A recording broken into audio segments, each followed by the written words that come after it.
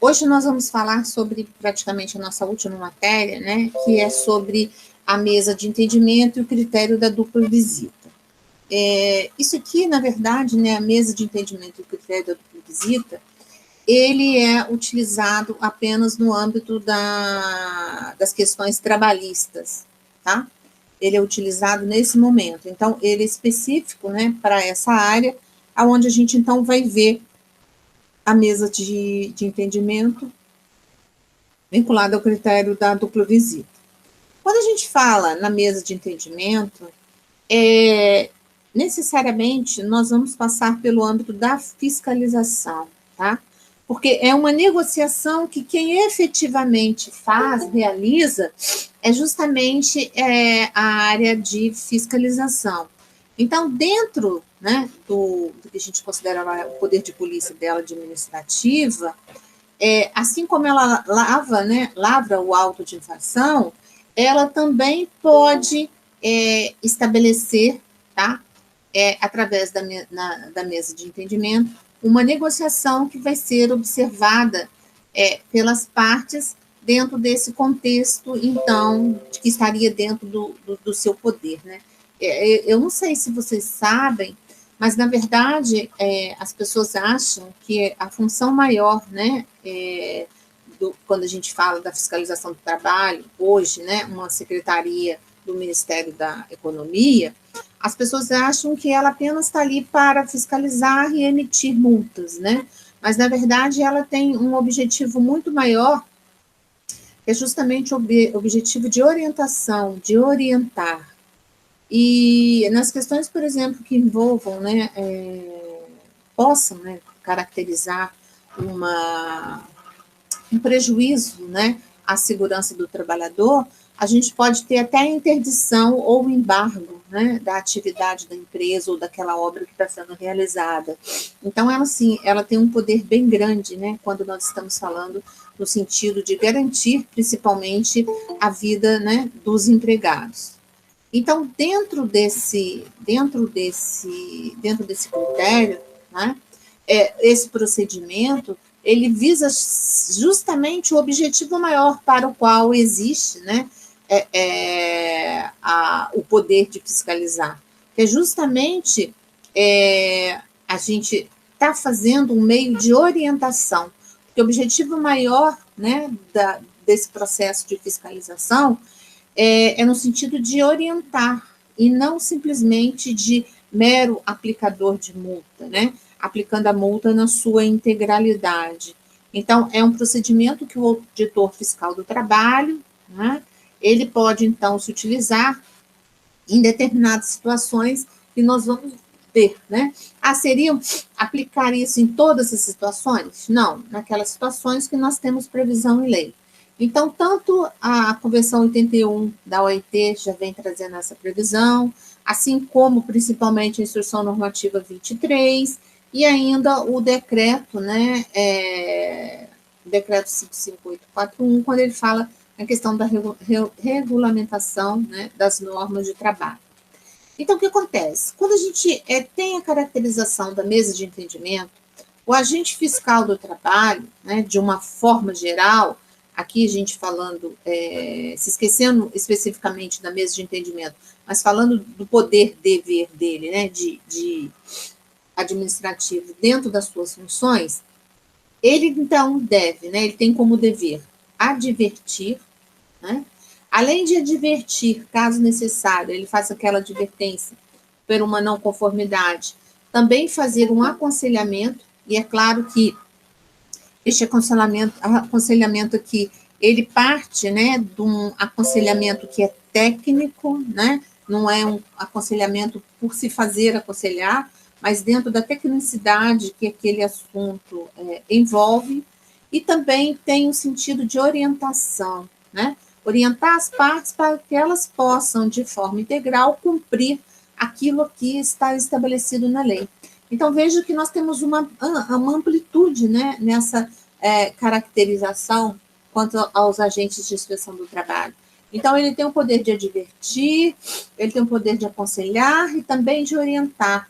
e não simplesmente como fiscal, né, de aplicação de multa, chegar lá e aplicar uma multa. O objetivo maior é justamente a gente está vendo essas questões de forma que as pessoas possam, né, ter um feedback, uma retrospectiva daquilo que eles são, né, necessários, tá? Então, quando a gente vem falando especificamente da mesa de entendimento, ela vai entrar, então, justamente na questão preventiva, né?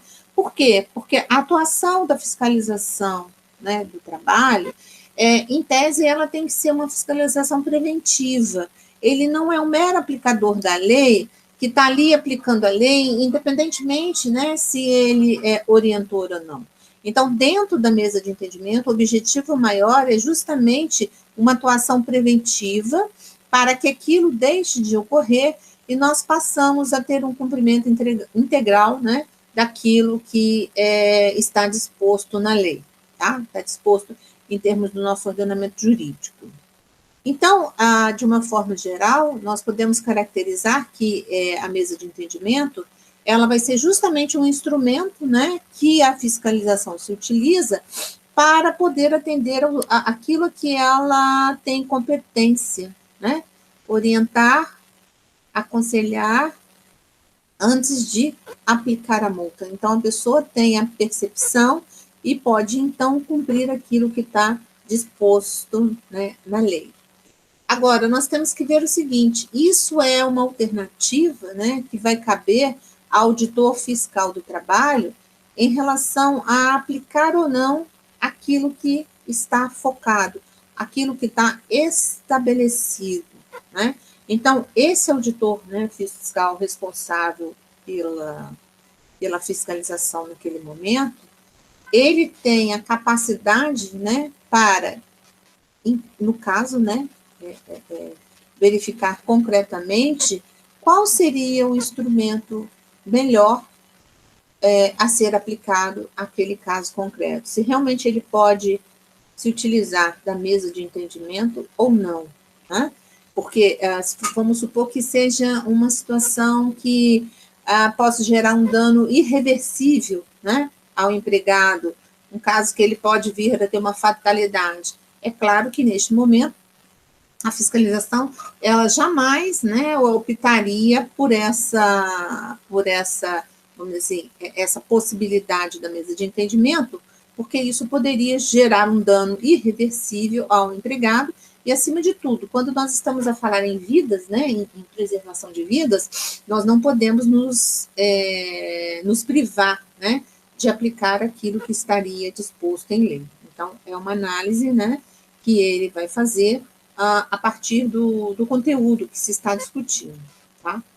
Então, para que ele possa, né, tomar essa decisão, o auditor fiscal, então, ele vai fazer o quê? Ele vai fazer um diagnóstico da situação da empresa, um diagnóstico daquilo que ele está levantando em loco, pessoalmente, junto à empresa. E aí, então, ele faz a decisão, né, se seria um caso dele instaurar a mesa de entendimento ou não. Se ele optar, chegar após a análise dos fatos que estão gerando, né, aquela não conformidade, ele achar que realmente seria um caso de se instaurar a mesa de entendimento, ele encaminha, então, este processo, né, para a sua chefia, e a chefia, então, diante daquele relatório circunstanciado que foi feito pelo auditor fiscal, ele convoca, né, o empregador e as partes interessadas para estarem participando, né, no dia e hora que for convencionado. Aqui no caso, quando a gente fala da mesa de entendimento, existe uma colocação quanto à possibilidade, tá, das entidades sindicais, né, serem chamadas neste momento. E se for um caso que envolva, né, uma questão de empregado rural, necessariamente o sindicato vai ser acionado, porque subentende-se que o empregado rural, mesmo ele tendo sido equiparado por força da Constituição Federal, ele ainda é um empregado que requer, né, um acompanhamento, vamos dizer assim, maior, porque ele ainda estaria numa situação maior de fragilidade, tá? Então, ele pode, né, convocar a entidade sindical que representa aquela categoria ou não, ou outros segmentos que ele achar que seria interessante e seria, vamos dizer assim, importante, né, naquele contexto do que está sendo discutido naquele momento, tá? Então, passa por essa, vamos dizer assim, passa por essa avaliação, que vai ser uma avaliação, né, que cabe, então, nesse momento, aquele que vai, né, proceder à convocação da mesa de entendimento. Quando a gente está falando nessa mesa de entendimento, na verdade, eles estabelecem um prazo, tá? Depois da primeira reunião, geralmente se estabelece que a parte, né, os participantes daquela mesa, eles teriam um prazo de 30 dias para a conclusão do trabalho. Mas a própria instrução, ela estabelece que este prazo, né, ele poderia ser, né, ou ele pode ser prorrogado por até mais 30 dias, mas isso vai depender do coordenador da mesa. Por quê?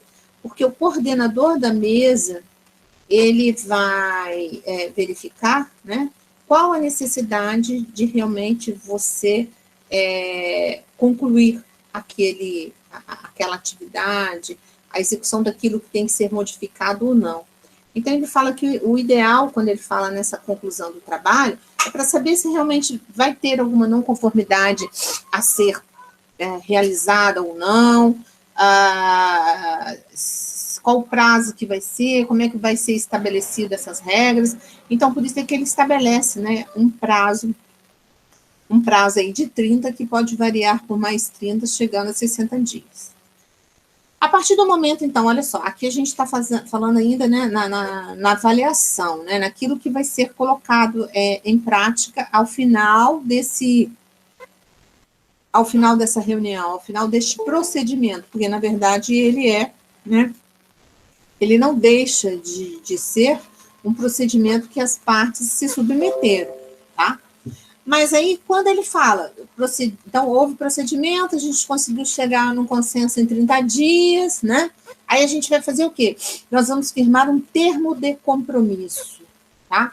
O nome que se dá ao final do encerramento deste trabalho, da mesa de entendimento, é termo de compromisso. Como todo termo de compromisso, né, que aqui ele vai substituir o termo de acordo, mas a propriedade é a mesma e as condições também, né? Eles vão tipificar o quê? Eles vão estabelecer quais são as cláusulas que fizeram parte daquele entendimento que a gente fala. Quais foram as cláusulas, né, que foram pactuadas pelas partes. O que as partes pactuaram? A gente vai cumprir, vamos supor que fosse um caso do repouso está sendo errado, a gente vai ter que movimentar todo o sistema da empresa, pagar a diferença. Então, ela vai pular que o sistema vai ser revisto, que essa diferença vai ser calculada em tantos dias, que vai haver o pagamento. Então, ela estabelece qual é, né, o objeto, ou quais são os objetos que fazem parte, né, do objeto que foi circunstanciado e foi fechado entre as partes. Neste caso aqui, para cumprimento, né, dessa regularidade, uma vez estabelecido o que as partes chegaram a um denominador comum, a norma diz que nós temos um prazo de até 120 dias para sanar, né, esta irregularidade, tá? Então, vocês vejam que é um prazo, né, razoável. Agora, elas falam que é um prazo até 120 dias. Então, eu posso ter o estabelecimento de um prazo menor. Se for uma circunstância boba, né, sei lá, um cálculozinho de um mês que ficou errado, né, ou então um procedimento está sendo errado, mas não existe uma demanda maior, é só regularizar, é claro que esse prazo pode ser menor, tá? Mas estabelece um prazo de 120 dias. Há uma possibilidade ainda de haver um estabelecimento maior de prazo, além dos 120 dias, tá? Mas neste caso, se determina que obrigatoriamente a gente vai ter que ter tanto a participação quanto a anuência do sindicato dos empregados, tá? O sindicato, então, dos empregados que estiver presente, né, porque a gente vai ter que ver, na verdade, qual é o sindicato, né, participante. Neste caso, então, esse sindicato, ele tem que dar a sua anuência e sua concordância a esse elastecimento. Até porque ele participando dessa relação, ele também, né, vai estar verificando as não conformidades, se elas estão sendo cumpridas ou não, tá? Então, isso, sem dúvida nenhuma, né, ele legitima essa condição daquilo que foi estabelecido entre as partes. Agora, tem uma coisa importante que nós temos que observar em relação a esse prazo dos 120 dias. Por quê? Vamos supor que seja um caso de uma terceira, né, uma terceirização. Então, dentro dessa terceirização, o meu contrato com a empresa principal é de 90 dias.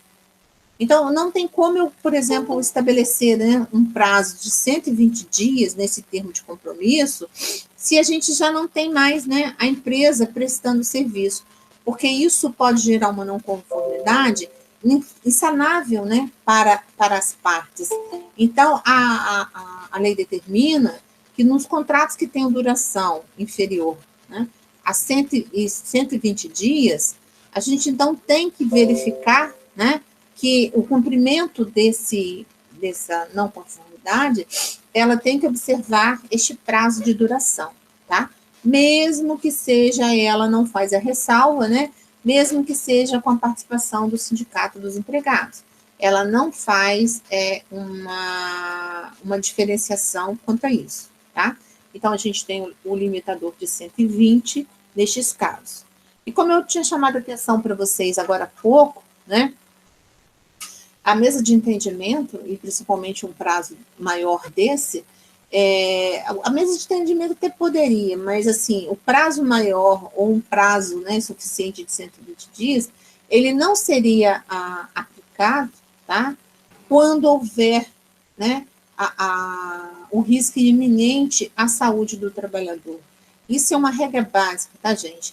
Se o auditor fiscal do trabalho, ele chega na empresa e ele verifica uma situação que pode expor o empregado, né, a um risco à sua saúde, de forma que haja uma irreversibilidade à sua condição, não se pode, né, fazer ou trazer alguma circunstância que isso possa agravar.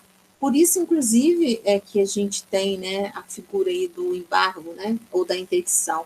Se ele chega e vê que aquela empresa está expondo o empregado a uma situação que seria irreversível a ele, consequentemente, ele pode até paralisar, né, a empresa até que aquilo seja solucionado. Então, aqui, eu parto do princípio que, na verdade, se usa muito o princípio da razoabilidade, né? O que é razoável, o senso comum das pessoas, de forma que com aquele procedimento, eu não vou redundar em nenhum prejuízo àquele empregado. Isso é importante, né? Porque, acima de tudo, nós temos que ver a questão da saúde do empregado, né? A saúde do empregado, ela vem antes de qualquer circunstância ou de qualquer acordo, tá? Isso é extremamente importante quando nós estamos falando, né, até de efetivação mesmo de um termo de compromisso. Quando nós estamos aplicando, né, a mesa de entendimento, nós temos, às vezes, né, determinadas situações que são necessárias, né?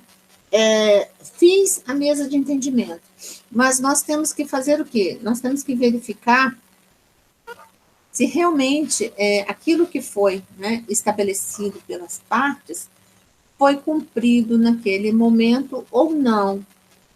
Justamente por quê? Porque há uma necessidade de cumprimento das regras.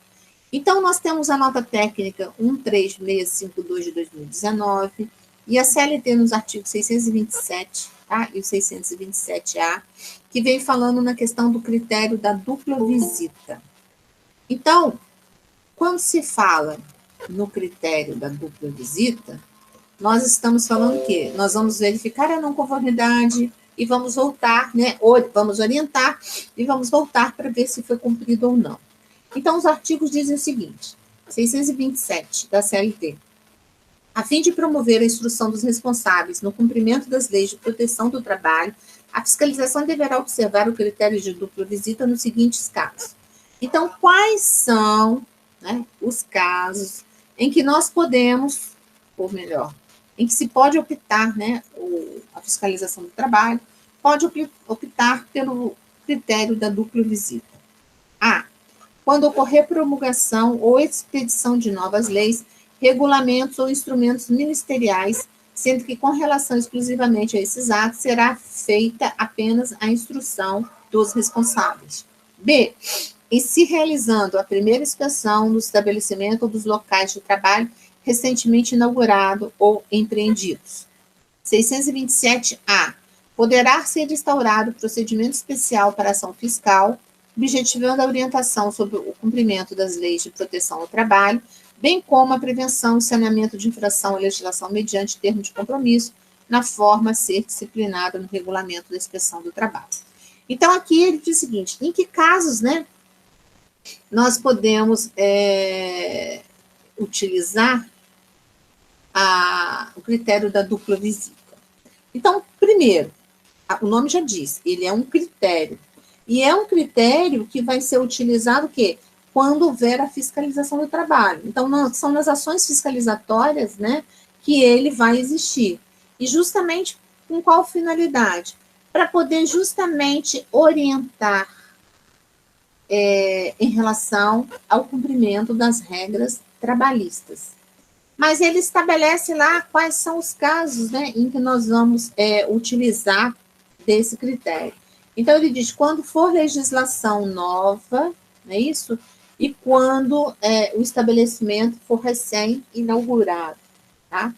E também existe na lei das microempresas a obrigatoriedade de que, no caso das microempresas, antes de se promover ao auto de fiscalização, que se proceda primeiro ao critério da dupla visita, tá?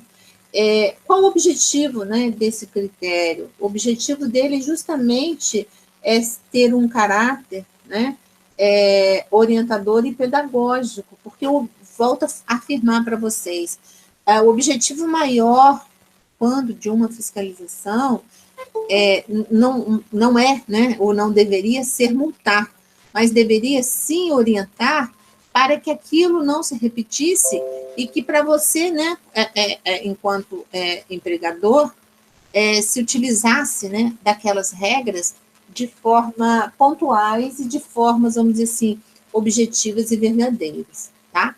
Então, tanto a instrução normativa quanto a CLT, ela fala, então, quando da promulgação ou edição de novas leis, né, de novos regulamentos ou instrumentos normativos, durante o prazo de 180 dias contados da data de vigência dos novos normativos. Então, assim, é ad eterno? Não, né? Ela estabelece um prazo de 120 dias contado dessa nova edição, tá? Então, dentro dessa perspectiva, né, a partir do prazo de 180 dias, se tem essa possibilidade de se utilizar no critério da dupla visita. Agora, eu vou falar para vocês uma verdade. A gente vê que isso, né, está na norma, se tem essa possibilidade, mas, de uma forma geral, a gente vê que isso não é muito, no final, utilizado, tá? Pela própria regência da lei. Pela própria lei, não, desculpa. Pela própria fiscalização, quando ela vai, né, junto às empresas. Nem no caso de microempresas, a gente tem feito algumas defesas aqui, você vê que, na verdade, eles já chegam e fazem a multa, e não se utilizam desse instrumento, que, inclusive, no caso das microempresas, eles seriam, né, em regra, obrigatórios, tá? Então, quando for edição de nova lei, a gente tem um prazo aí de 180 dias, que começa a contar da vigência, né, dessas novas normativas. No caso de estabelecimento também recentemente inaugurado, quando ocorre, né, a primeira inspeção nesses estabelecimentos, ele também fala, né, que essa inauguração, tá, ela parte do prazo de 180 dias do seu funcionamento, né, a partir do momento em que ele é inaugurado. Então, vejam que se cria, né, mesmo que o artigo 627 não estabeleça um prazo, mas a instrução normativa, ela traz um prazo de corte para que haja a aplicabilidade dessa regra. Porque também, senão, ficaria infinito, né, gente? Como é que a gente pode ter uma regra que a gente não tem uma temporalidade? Então, aqui ele fala numa temporalidade de 180 dias, tá? No caso da microempresa, né, aí ele fala que tanto quanto microempresa, empresa de pequeno porte, estabelecimento local de trabalho com até 20 trabalhadores, a gente também teria direito à aplicabilidade, né, do critério da dupla visita. Se vocês fizerem uma pesquisa aí nos tribunais, vocês vão ver que a gente tem até algumas decisões sobre essa questão, justamente pela não ocorrência, né, não aplicabilidade das mesmas junto à microempresa. Então, a empresa, uma vez autuada, né, ela vai hoje, a gente já viu lá, artigo 114 da Constituição Federal, ela vai até a Justiça do Trabalho questionando que não foi cumprido esses critérios, ok? Ela tem essa, vamos dizer assim, essa possibilidade, tá? Outra possibilidade também que a gente tem é quando se tratar de infrações a preceitos legais ou a regulamentações sobre segurança e saúde do trabalhador, desde que sejam de uma gradação leve, né? Então, essa possibilidade também nós temos como normativa quando da aplicação. Então, casos de seguranças, né? Mas desde que sejam bem leves, né? A gente está falando uma gradação bem leve, pode-se utilizar do critério da dupla visita. Por quê? Porque o objetivo é que aquilo não mais ocorra, né? E seja sanado junto à empresa, tá? Quando se tratar também de visitas técnicas de instrução previamente agendadas pela Secretaria Especial da Previdência do Trabalho e Ministério da Economia. Também é uma previsão, né, que ela vem trazendo como normativa. E também existe a possibilidade, quando se tratar de empregador doméstico. Por que, gente, o empregador doméstico? Porque o empregador doméstico, né, a gente sabe que esse empregador, às vezes, falta a ele conhecimento, né, daquela técnica adequada a ser aplicada. Até porque, em regra, no caso do doméstico, a gente não precisa ter um contador, né? Quando é empresa, geralmente a gente tem uma contabilidade regular que vai acompanhar, então teria um suporte, vamos dizer assim, para as questões trabalhistas, quanto à aplicabilidade ou não dessas regras. Mas no caso do empregador doméstico, como ele pode fazer tudo, né, a gente não teria, então os empregadores não teriam esse suporte a lhe ajudar, tá? Então, neste critério, né, da dupla visita, o auditor fiscal do trabalho, ele tem necessariamente que fazer essa orientação por escrito, né? Aí, nessa notificação, ele vai colocar quais são as normativas, né, que devem ser cumpridas, tá certo? E também, além disso, ele vai especificar, vai determinar qual é o prazo para que ocorra a correção dessas irregularidades que ele levantou, tá?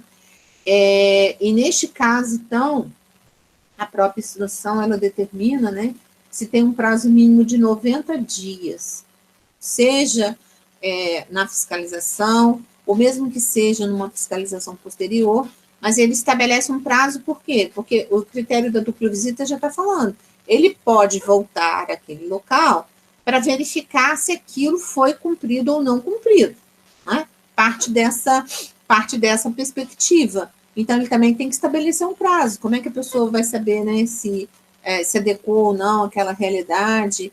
E o auditor fiscal, ninguém melhor do que ele, tem essa possibilidade de verificar, né, qual seria um prazo razoável para que aquela irregularidade fosse sanada e a gente não tivesse mais nenhuma ocorrência, né, dentro da empresa, de forma que o empregado não ficasse exposto a nenhum risco, tá? No caso, se houve, né, ou se estabeleceu lá o acordo e as regras do que vai vigorar. Quando da outra visita, né, a fiscalização retornar e ela verificar que aquela não conformidade não foi regularizada, né, ele orientou, ele deu prazo de cumprimento, mas a empresa simplesmente ignorou, então aí, nesse caso, ele já parte, né, para a lavratura do auto de infração, tá? Cada auto de infração, né, tem uma regra própria, tem casos, às vezes, que ele a multa é maior, outros casos a multa é menor, aí ele vai já aplicar de acordo com a tabela, né, de vigência que estiver naquele momento, tá? Então, neste caso, ele aplicaria o auto de infração somente depois, na segunda visita. Por quê? Porque na primeira visita, né, a gente teria que, como foi feito, né, a primeira visita houve, mas nós optamos, né, pelo critério da dupla visita, houve apenas a orientação, então, neste momento, nós não podemos multar, né, a fiscalização não poderia autuar, mas ela retornando após a data que foi estabelecida para cumprimento daquilo que foi, né, houve o acordo, né, o comprometimento entre as partes, aí ela já pode lavrar todos aqueles autos de infração que ela entender cabível. Agora, esses critérios, existe uma vedação, tá? E essas vedações, então, elas se prendem, né, ou se circunscrevem a 3 situações diferenciadas. Falta de registro de empregado, falta de assinatura na carteira de trabalho, atraso de salário e atraso de fundo de garantia, a lei entende que não caberia o critério da dupla visita, né? Porque isso, na verdade, vamos dizer assim, é um senso comum das pessoas, né? Está lá dentro do princípio da razoabilidade, que é uma regra que tem que ser cumprida e tem que ser cumprida imediatamente. Então, nestes casos, a gente não poderia, né, estar optando para o critério da dupla visita. Assim como também se estabelece que se for um acidente de trabalho, né, acidente de trabalho, mas numa condição fatal, né? Se houver trabalho infantil, se for um trabalho análogo a de escravo, aquele de escravidão, também são situações que fogem a gente deixar de aplicar a multa para fazer o critério da dupla visita. Aqui, no caso, já se aplicaria, né, automaticamente a autuação e você